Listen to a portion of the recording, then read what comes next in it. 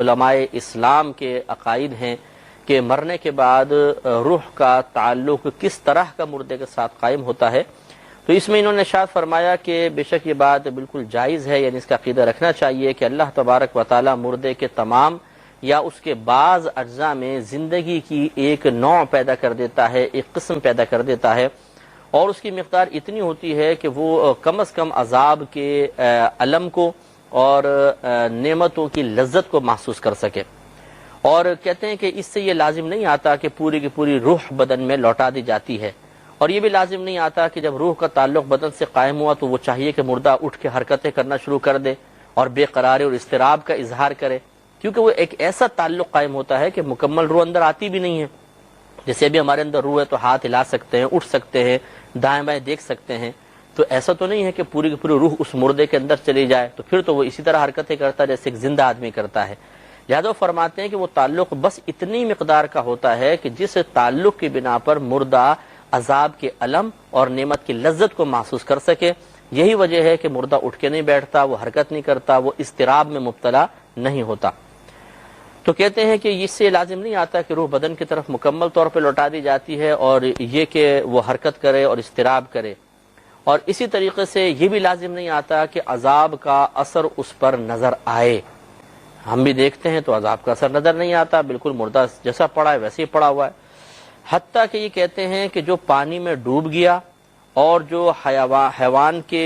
پیٹوں کے اندر چلا گیا اور وہ ہواؤں کے اندر اڑ رہے ہیں، اس پر بھی عذاب ہو رہا ہوتا ہے، اگرچہ خود پرندوں کو پتہ نہیں چلتا اور جانوروں کو پتہ نہیں چلتا، عذاب ہو رہا ہوتا ہے۔ تو یہ آپ تھوڑا سا غور و تفکر کریں گے تو ایک صحیح تصور آپ کے ذہن میں قائم ہو جائے گا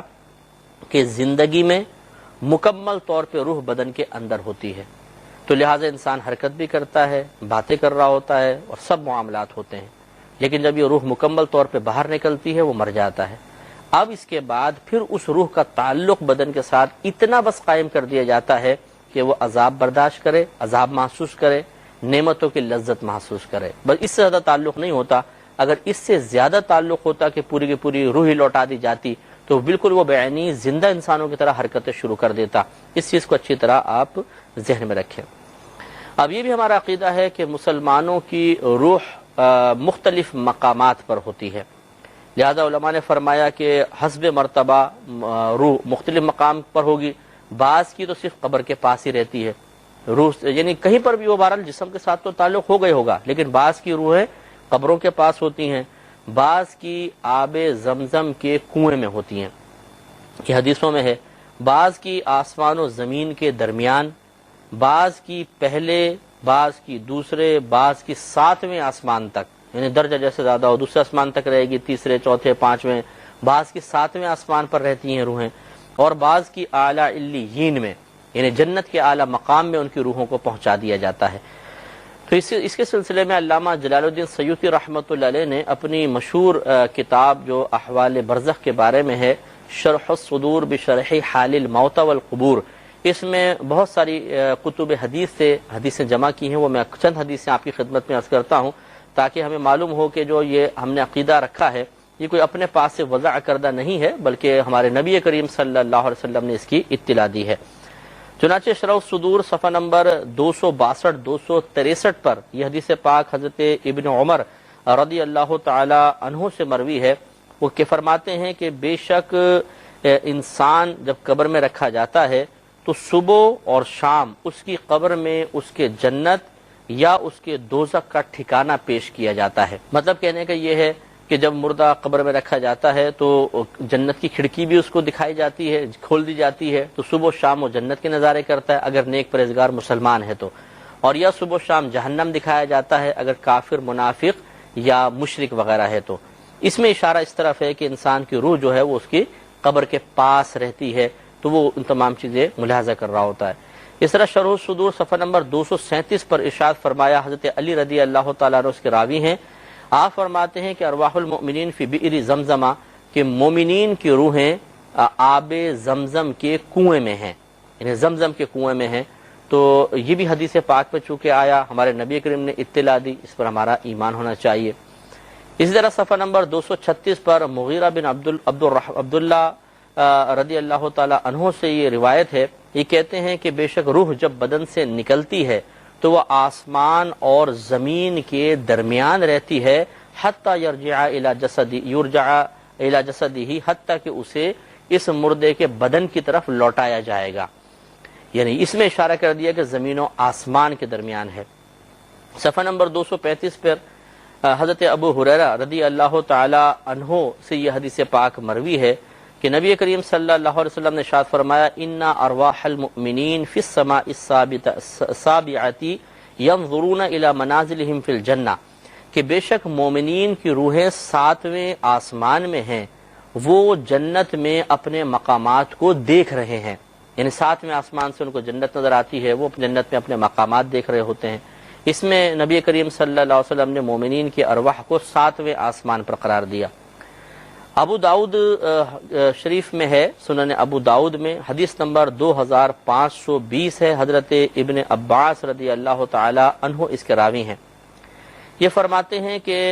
نبی کریم صلی اللہ علیہ وسلم نے ارشاد فرمایا کہ جب تمہارا کوئی بھائی دنیا سے رخصت ہو جاتا ہے تو اللہ تبارک و تعالی ان کی روحوں کو سبز پرندوں کے پیٹ میں رکھ دیتا ہے، سبز پرندوں کے پیٹ میں، اور وہ جنت کی نہروں پر اڑتے ہیں، اس کے پھلوں میں سے کھاتے ہیں اور اس کی قندیلوں پر بیٹھتے ہیں، وہ قندیلیں کہ جو عرش کے سائے کے تحت لٹکی ہوئی ہیں۔ تو یہ اس میں اشارہ کر دیا کہ بعض لوگوں کی روحیں جنت میں پہنچائی جاتی ہیں اور جنتی پرندوں کے پیٹ یا پوٹے کے اندر ان کو رکھ دیا جاتا ہے، اور جنتی پرندے اڑتے ہیں تو گویا کہ وہ روح بھی اس کے ساتھ سیر کر رہی ہوتی ہے۔ اور اسی طرح شرح صحیح مسلم جو امام نووی رحمۃ اللہ علیہ کی تصنیف ہے، اس کی جلد نمبر 2 صفحہ نمبر 286 پر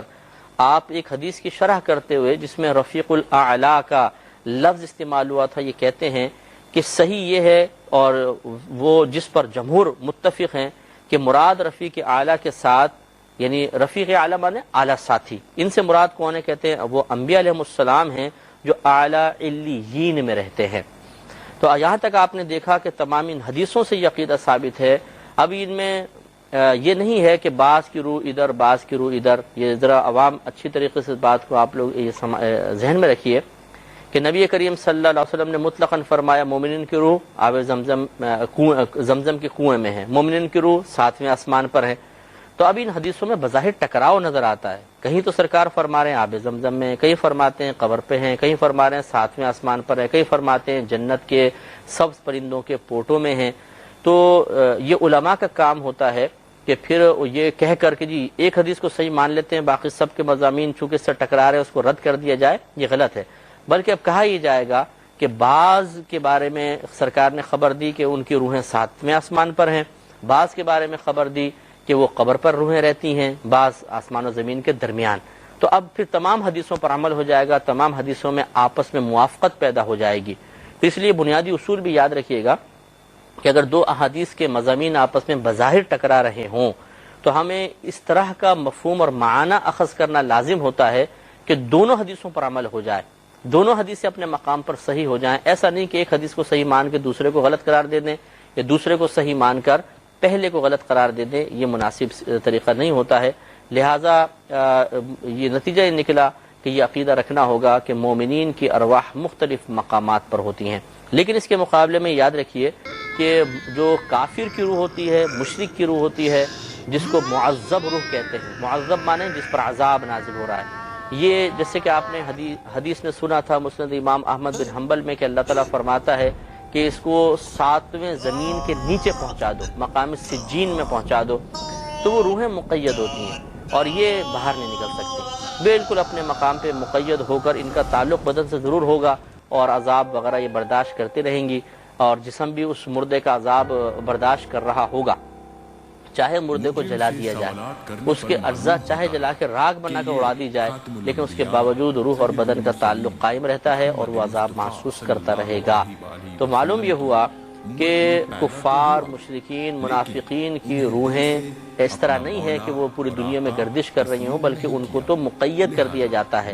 مومنین کی ارواح سیر کرتی ہیں آسمان و زمین میں، جیسے کہ ابھی ہم حدیث میں عرض کرتے ہیں، لیکن کافر کی روح معذب روح ہوتی ہے، وہ اپنے مقام پہ بند رہتی ہے۔ اس سے یہ بھی نتیجہ نکل آیا کہ جو بدروح کا تصور ہے کہ جو بری روحیں آ جائیں گی، بدروح آ جائے گی اور مطلب ہم نے سایہ سا دیکھا، وہ روح کا سایہ تھا، بری روحیں ہیں، کہیں ایسا نہیں ہوتا کہ وہ گندی روح کبھی باہر نکل ہی نہیں سکتی، وہ اپنے مقام پر بند ہوتی ہے۔ ہاں یہ ہو سکتا ہے کہ وہ جن ہوں اصل میں، اور آپ اس کو روح کا تصور لے کے بیٹھے ہوئے ہیں، تو آپ کے ذہن میں روح کا تصور آ جائے۔ وہ جنات تو ہو سکتے ہیں، لیکن جتنی بھی بری ارواح ہیں ان کو کہیں گھومنے کی اجازت نہیں ہوتی ہے، یہ ایک مقام پر بند ہوتی ہے۔